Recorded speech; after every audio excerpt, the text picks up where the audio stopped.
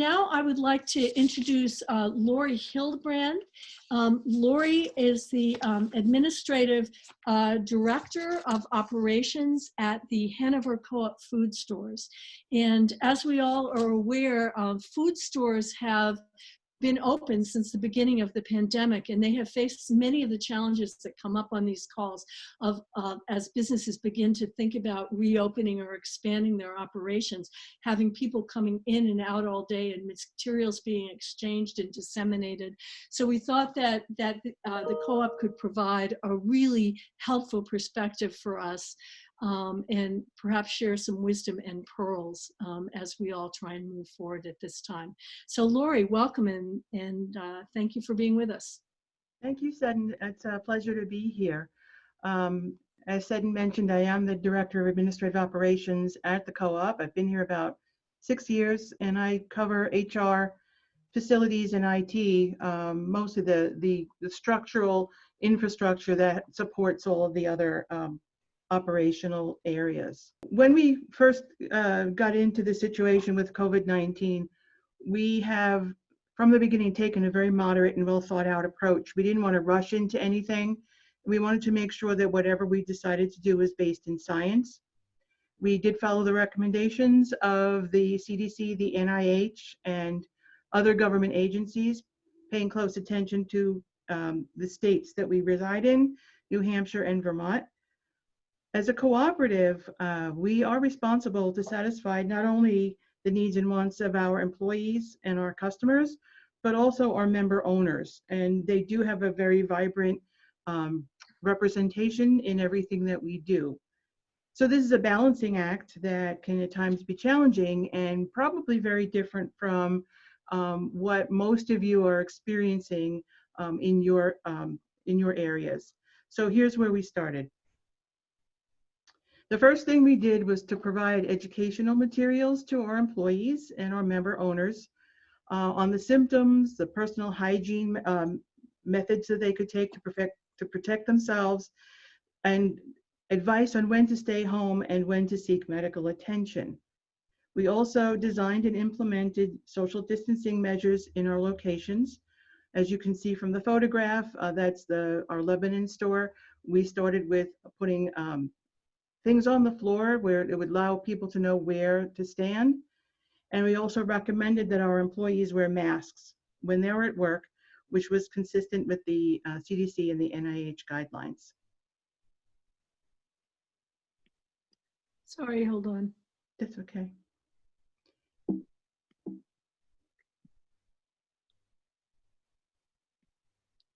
Okay. So not long after we had implemented mandatory mask wearing, we had advised mask wearing for our employees, it became mandatory for all of our employees as per recommendation by the CDC. We did look at the use of gloves, and we do have a lot of our shoppers and members who want us to wear gloves. But based on our research, we found that it really wasn't a good idea. Gloves can't be washed. Hands can be. So we have implemented hand washing stations, and we have sanitizer throughout all of our locations, not only for our customers, but for our employees as well. And we also sourced and provided shields, face shields for our employees, face coverings for our employees, and of course, handmade cloth masks and disposable masks. One of the other things that we did early on was designate shopping hours for at-risk populations and for those persons who are considered essential, for example, healthcare workers or people who were in the safety area, so that we'd stay open later for them so that when they got off shift, they could come in and shop and not find that the stores were closed. A lot of stores were beginning to close early, around 6 o'clock. And we wanted to make sure that we were there for those folks who needed us early in the morning and then later in the evening. One of the other things that we did was to evaluate the need for some of our services. So we eliminated some self-service items.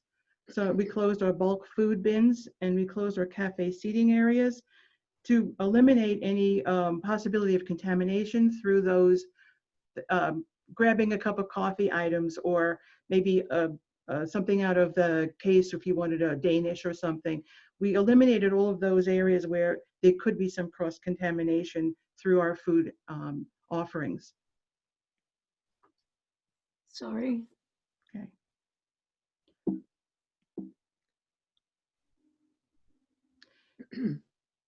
So we did shorten our hours of operation to provide time for our employees to get out of the store earlier and to have some time to rest.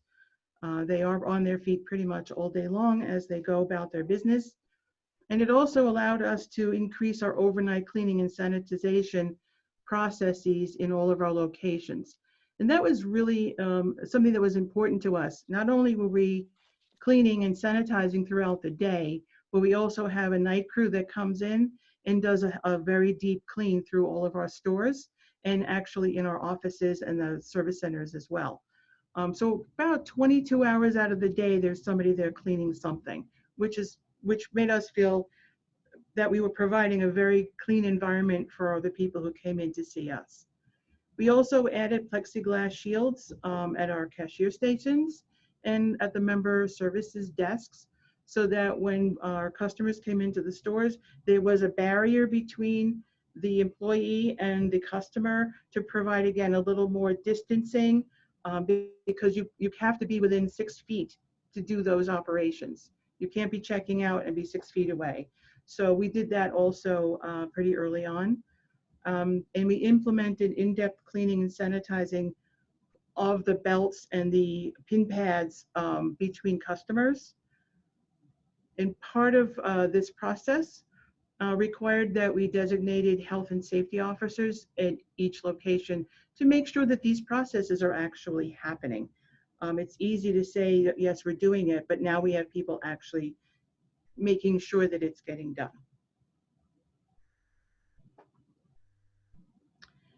As far as our employees are concerned, we decided that it would be one of the best things that we could do for our employees was to cover the cost of all of the testing that might be required.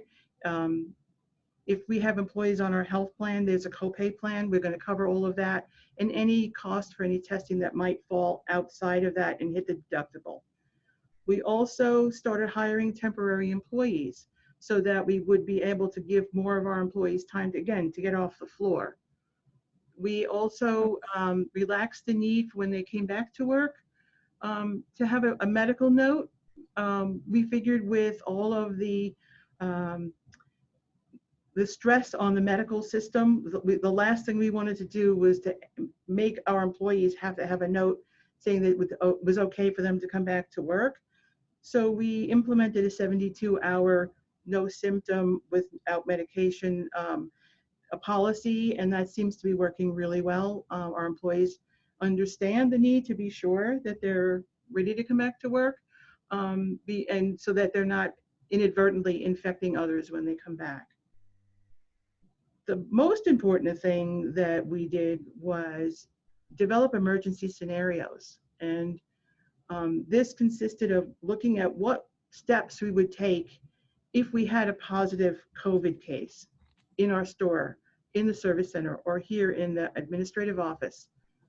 What we would do if there is a drop in employee levels beyond the point which we could keep one or more of our locations open, or what happens if our revenue drops below a point where we can sustain our business.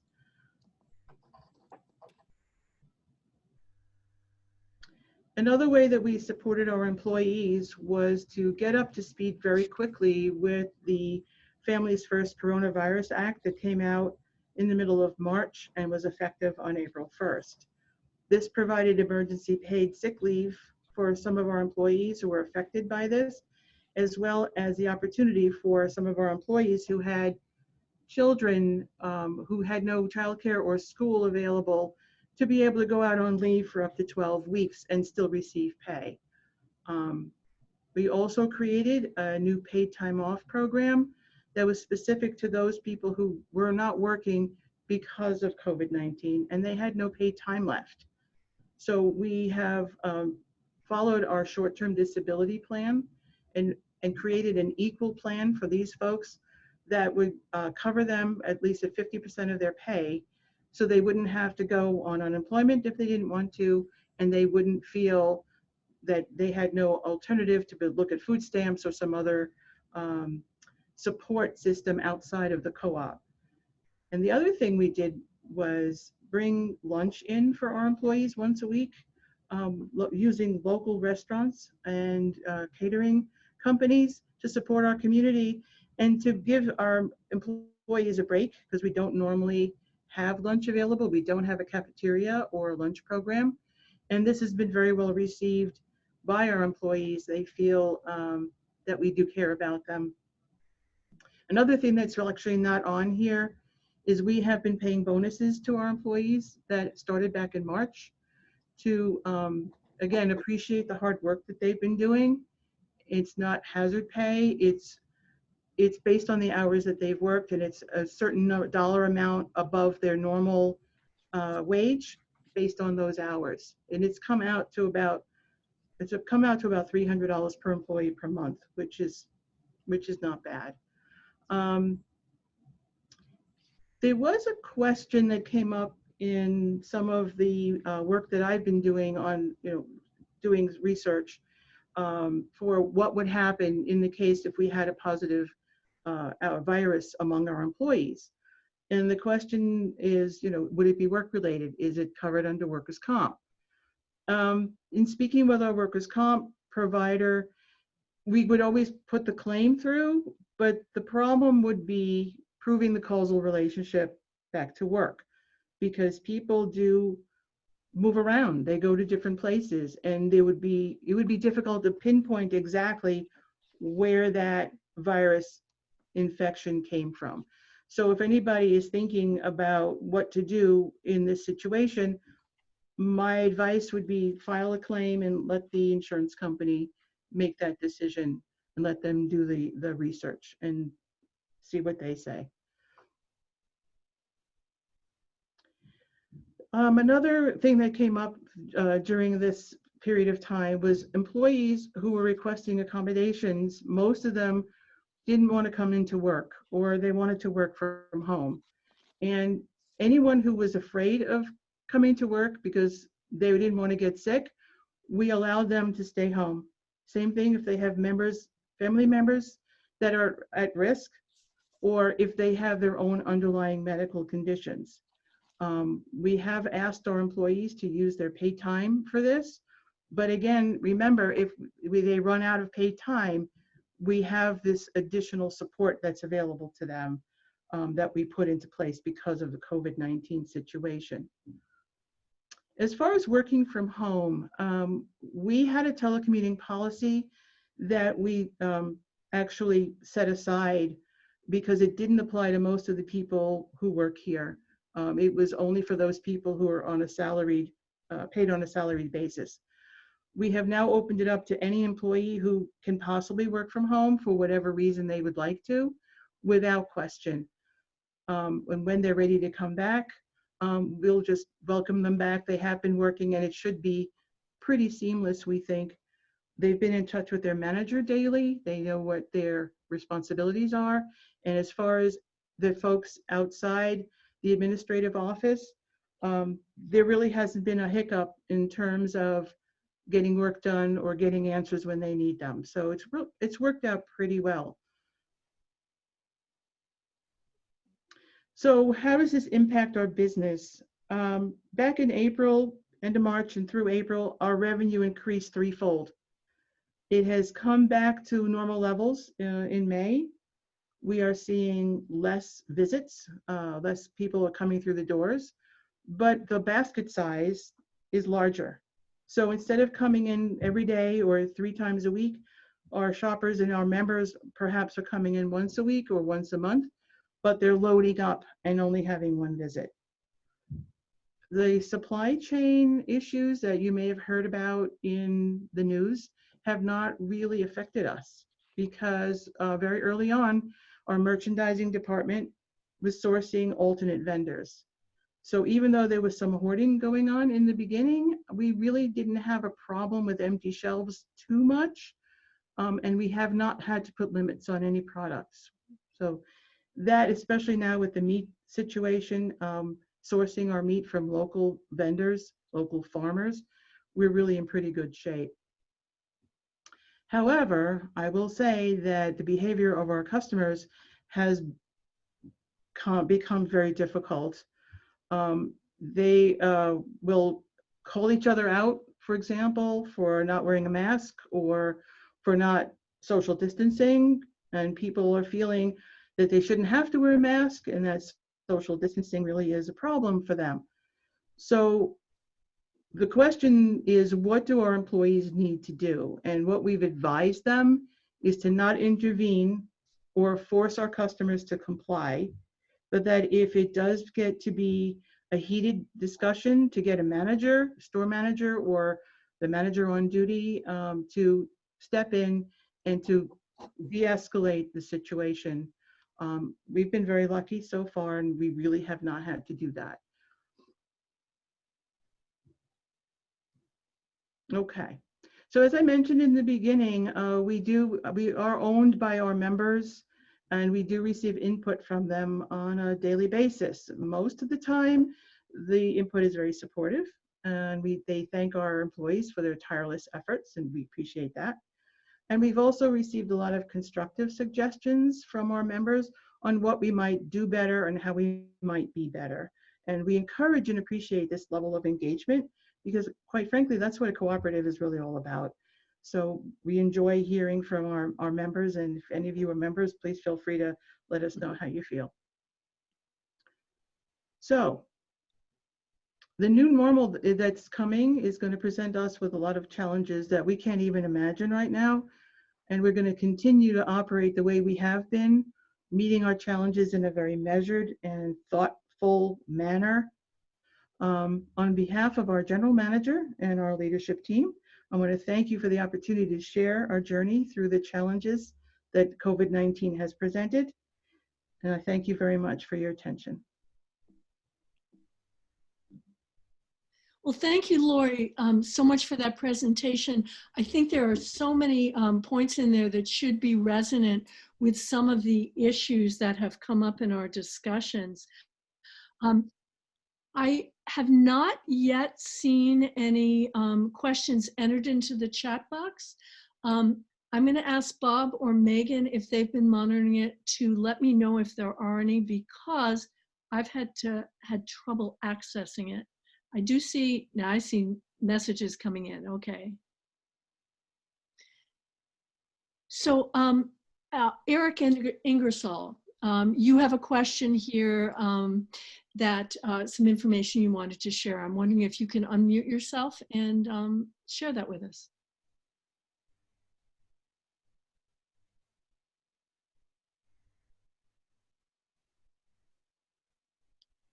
Eric, you may still be on mute. How about that? Better? Perfect. Yep, thank you. Great. It's not really a question, Seddon. It's more of a kind of resource that I've come across as I've done my research. Sedgwick is a pretty large third-party administrator for workers' comp, and they basically have a national span of control where they kind of have their fingers in every state's pie as it relates to workers' comp. One of our brokers did forward a state-by-state guide that they assembled that does speak to the question of compensability, or at least what their best guess is as it relates to compensability in both just the regular environment and then what are considered high-risk environments for COVID-19. So I thought rather than, kind of talk at length about it here, I can forward that resource to maybe Megan, and then she can include it in the notes so that if folks are interested in that, just make a point to click through that link, take a look at it. As I mentioned in the comment, it's slightly dated. It's dated as of May 7th. But again, it's just a launching off point to learn a little bit more if that particular issue arises in your business or whatever. So I'll send it along. Thank you. Do send that, and we will definitely post it. Sure thing. We are having a session next week specifically on gloves and masks. Some questions or comments came through on that, so we'll really focus in on that next week. question here from Marcos Staffney. Do you want to ask that question on non-interference rules? Sure. Just Marcos with the Montreal Museum of Science and representing all the science museums. We have a similar question about visitors not complying with mask regulations that we might impose. Many of us have similar issues with interference with concealed and non-concealed open carry rules when it comes to firearms in both states. So I'm curious if you have a written policy about how your employees are to interact with customers who are having issues with non-compliance of mask wearing or calling each other out of mask wearing. Our general manager has put out a written document. It's not a policy per se, it's more of an advisory telling them not to escalate any situation that happens in one of the locations, but to elevate it up to a senior manager in that location, because they can come in with a clearer head. And sometimes when you have people who are in a heated discussion, someone who comes in who appears to be an authority can de-escalate the situation a lot more quickly than somebody who could be involved in it somehow. I'm thinking of a cashier, for example, who's been challenged by someone at the cash register who is not wearing a mask, and they get into a heated discussion. Or there are two people online by the cash register, and one is crowding the other one, saying, I need to put my stuff on, I need to get out of here, and you're moving too slow, that kind of thing. And they're not following the social distancing. It seems to be working pretty well when the managers come over, but we have told our managers that if the people are not compliant at that point, just to call the local authorities in and again, step away and not get personally involved in these things. Thank you for that response. We have a question from Glenn P. that I think broaches this issue. We're noting that these are stressful times. So Glenn, do you want to unmute and identify your company and ask your question? Sure. Glenn Pransky, University of Massachusetts. Great presentation. Thank you. It's nice to see all the thought you've put into this. My question is, can you talk a little bit about what you're doing to help employees cope with this very stressful time?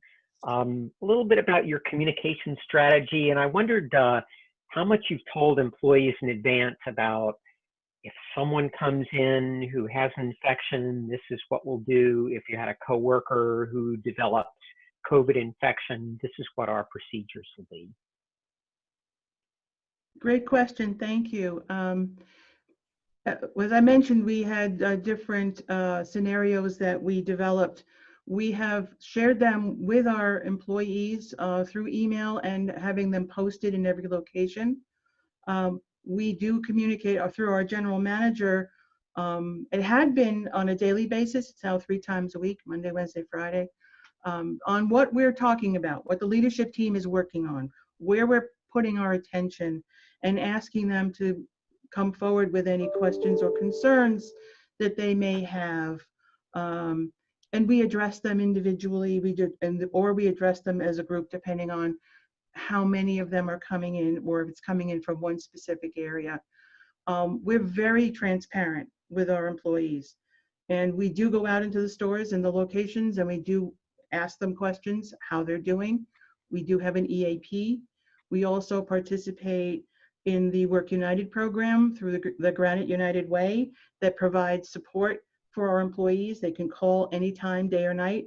And those of us in HR are always here as well to deal with our employees who have concerns. On top of that, I have shared resources through our communication channel, our newsletter, on mindfulness and yoga practices, places where they can find classes that they can go to virtually that will help them de-stress. Most of what we're trying to get our employees to do is recognize that they're stressed and talk about it. And we think that by doing that, they'll see that we're all in this together and we're all here to help each other so far. Our efforts have been, not as utilized as I would hope. But again, we're scattered. We have 8 locations, and it's hard to be everywhere at the same time. We're trying. Thank you, Lori, and thank you, Glenn. That was a great question and wonderful set of activities you have to address those issues. Just a reminder that one of our choices for the next 3 sessions, our final sessions, is on emotional well-being and how to support it. So we hope to have a whole session devoted to that as well. We have time for, I think, one more question. Crystal, you had a question regarding absenteeism. I was wondering if you would unmute and ask that.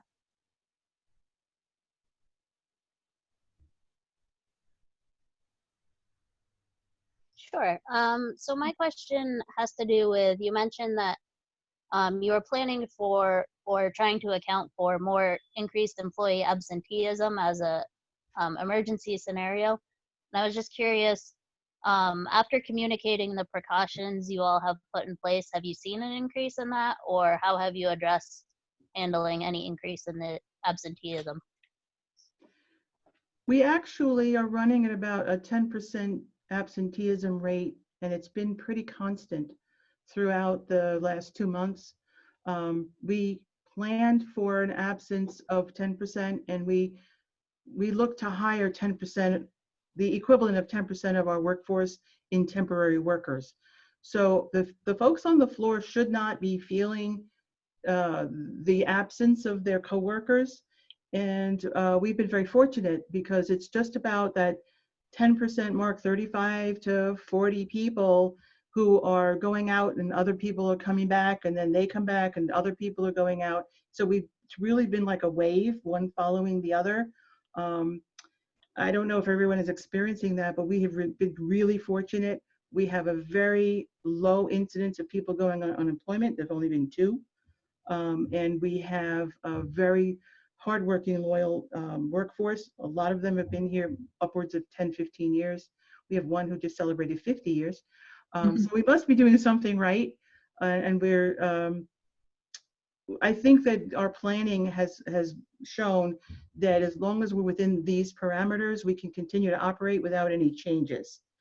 We do have scenarios that we would follow if the employee rate would fall down, if we would have more than 15 to 20% of our employees out at any given time. We know what steps we would take, and we shared that with our employees. They know that as well. So thank you very much, Lori.